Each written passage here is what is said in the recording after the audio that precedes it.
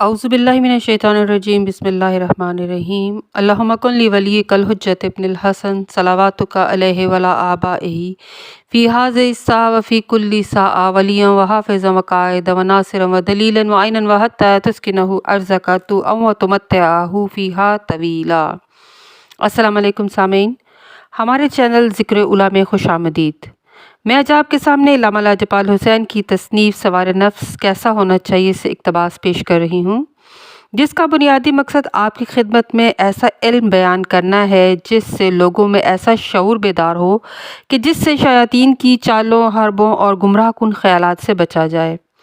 अगर आप इस किताब का मुकम्मल मुताला करना चाहें तो इस किताब की PDF को हमारी वेबसाइट www.idarakhatamulauliya.com से फ्री इंस्टॉल कर सकते हैं। मौला अली ने मौत की क्या तारीफ बयान फरमाई है। दुश्मनाने अली के लिए मौत क्या है। वो कौन से मोमिनीन हैं जो आलम बरज़ख में सज़ावार होंगे। क्या इब्ने आदम अपने मकसद हयात से गाफिल है। अल्लाह, रसूल और आइमा ताहरीन के अलावा और कौन है जो बंदे के करीब तरीन है। अल्लाह इंसान को आजमाइश से क्यों गुजारेगा। अल-माआनी उल अख़बार में इमाम हुसैन अलैहिस्सलाम से नकल किया है कि मौला अली अलैहिस्सलाम के पास एक शख्स तशरीफ़ लाया और कहा कि मौत के बारे में तारीफ़ कीजिए।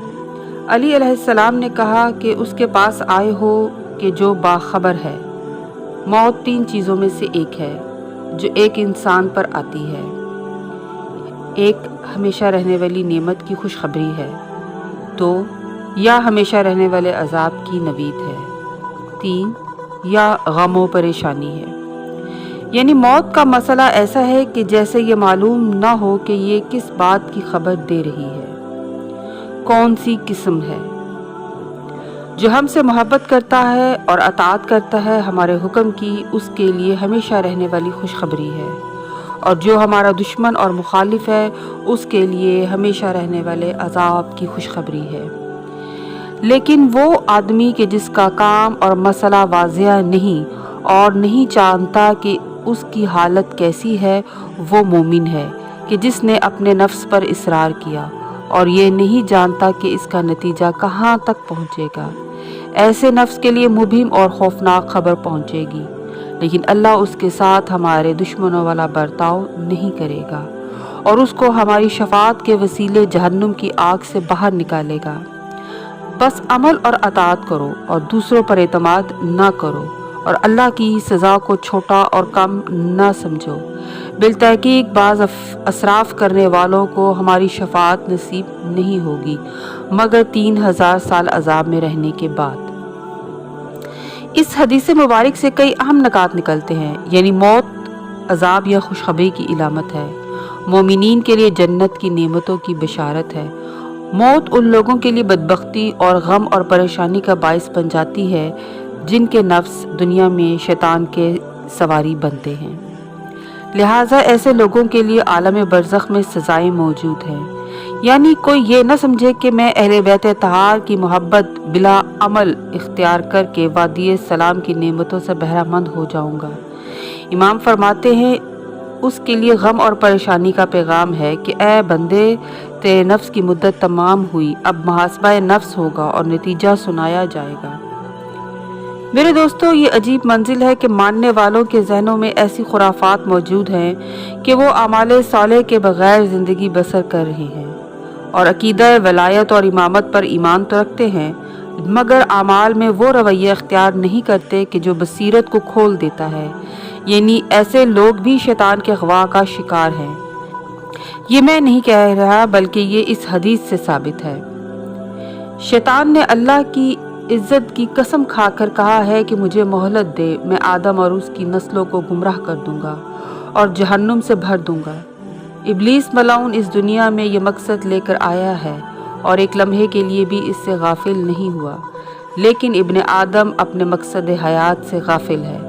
कब शैतान इंसान के नफ्स पर सवार होता है और बदन को ख्वाहिशात और शहवात के ताबे करके महकूम बना देता है, बंदा समझ नहीं पाता।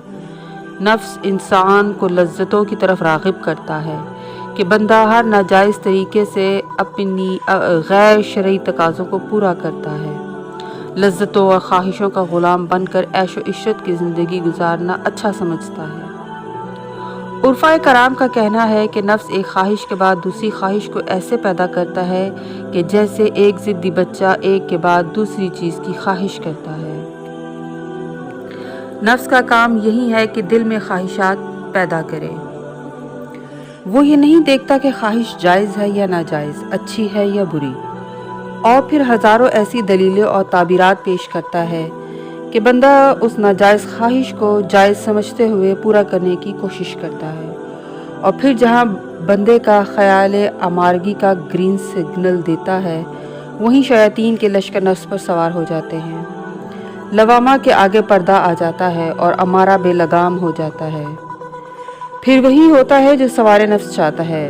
अल्लाह ताला ने सूरह नास में इरशाद फरमाया है, मिन शर्रिल वसवासिल खन्नास, यानी इंसान के अंदर कब वसवसा ख्वाहिश बन जाता है, इंसान उसको समझ नहीं पाता, और फिर उस ख्वाहिश को नफ्स अमारा ज़रूरत का नाम दे देता है। और फिर ज़रूरत कब बंदे की एहतियाज बन जाती है कि बंदा उसी का मोहताज होकर ज़िंदगी बसर करने लगता है। ख्वाहिशात के असबाब अलग अलग होते हैं, मगर शैतान का इल्का और वसवास कुरान पाक की आयत से साबित है। सारी दुनिया में इंसान के करीब अल्लाह मौजूद है। वो खुद कुरान मुकद्दस में इरशाद फरमाता है कि मैं तुम्हारी शहरत के करीब हूँ। इसके बाद ज़माने की हुज्जत बंदे के करीब है। अब सवाल ये पैदा होता है कि अल्लाह रसूल और आइम्मा ताहिरीन अलैहिस्सलाम के अलावा भी कोई बंदे के करीब है? तो दोस्तों, सूरह नास की ये आयत साबित कर रही हैं कि खन्नास दिलों में वसवास डालता है, यानी नफ्स अमारा पर खन्नास सवारी करता है। तो फिर नफ्स बंदे के करीब हुआ, यानी अल्लाह की दी हुई मोहलत और शैतान की कसम खाकर वो बंदे के कुर्ब में जा बैठा, और ये बात रहमान जानता है। तभी उसने कहा कि जहाँ शैतान तुम्हारे करीब बैठा है, वहाँ नूर इलाही का मज़हर हुज्जतुल्लाह भी मौजूद है। यानी दुनिया में इंसानी नफ्स के कोई शय करीब नहीं है सिवाय नफ्स के। इतने करीब नफ्स को पहचान नहीं पाया कि जो इतनी कुर्बत से वार करता है कि जिस्म के सब ज़ाहरी अज़ा इसके ग़ुलाम बन जाते हैं। इसीलिए अल्लाह ताला इरशाद फरमाता है, क्या इंसान ख्याल करता है कि यूं ही अकेला छोड़ दिया जाएगा? यानी अल्लाह ताला उसको आजमाइश से गुजारेगा। और अल्लाह ने इमाम की सूरत में ऐसे नफ्स मुतमइन्ना की हदायत का एहतमाम किया है कि जो नफ्स इस्मत और तहारत में नूर अला नूर है। अगर बंदा खुदा उसकी अताअत करे तो फिर वो नफ्स शैतान की सवारी नहीं बनता, बल्कि मालिक इमाम ज़माना का महबूब बन जाता है। इसीलिए खालिक कायनात ने कुरान मजीद में ये इरशाद फरमाया कि हर नफ्स को मौत का जायका चखना है, और हम तुम लोगों को सख्ती और आसूदगी में आजमाइश के तौर पर मुब्तला करते हैं, और तुम हमारी तरफ लौट कर आओगे। इस आयत से साबित है कि दुनिया आजमाइश का घर है। कुरान हकीम में अल्लाह ताला इरशाद फरमाता है, जो लोग परहेजगार हैं उनको शैतान की तरफ से कोई वसवसा पैदा होता है तो चौंक पड़ते हैं और दिल की आंखें खोल कर देखने लगते हैं।